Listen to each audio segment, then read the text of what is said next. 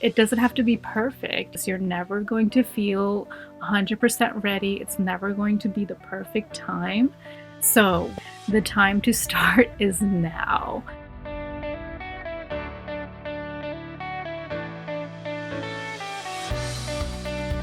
My name is Rubina E. Negro. I'm here to talk about the Gray Muse.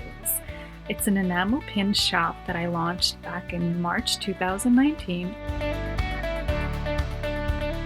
I discovered the world of card making. So as I was making cards, I had also started collecting enamel pins.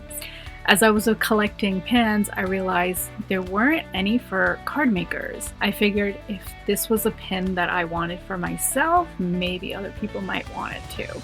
So when I launched the Gray Muse March 2019, I knew that it would take me some time to learn the business because I never had experience.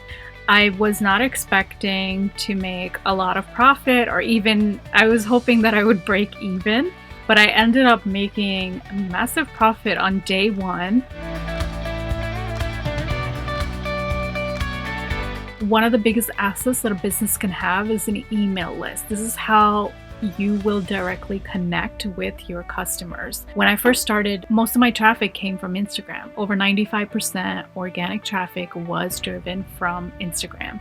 This is where I shared photos consistently, talked about my story and my products, and at the same time I was building my email list as well. I guess that was one of those good things that I did, because now most of my sales come directly from me sending emails to my newsletter list. As your presence grows on Instagram with the algorithm, it will impact reach. So you'll reach a smaller percentage of people than when you first start. So this is why it's really important to have an online presence, but also an email list.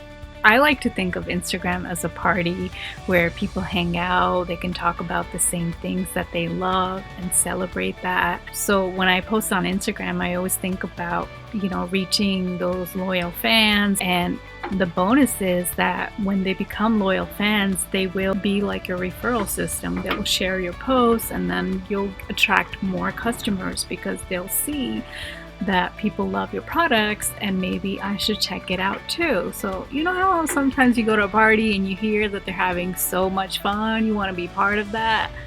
That's Instagram for me. So the pandemic did impact my business. Production was significantly delayed. So this forced me to pivot. One of the things that my customers asked me during my first year in business was, how did I build a successful business? How did I grow my Instagram? And I wanted to be able to help them.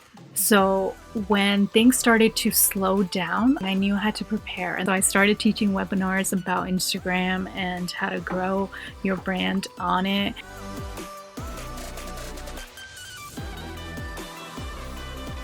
So if I were to give advice to other people, it would be just to start. You're going to learn from the process. You're never going to feel 100% ready. It doesn't have to be perfect. You learn by connecting with people, by talking about yourself and your story. You'll find your voice. Break it down into manageable steps and learn from the process. And if you need help, there is help out there.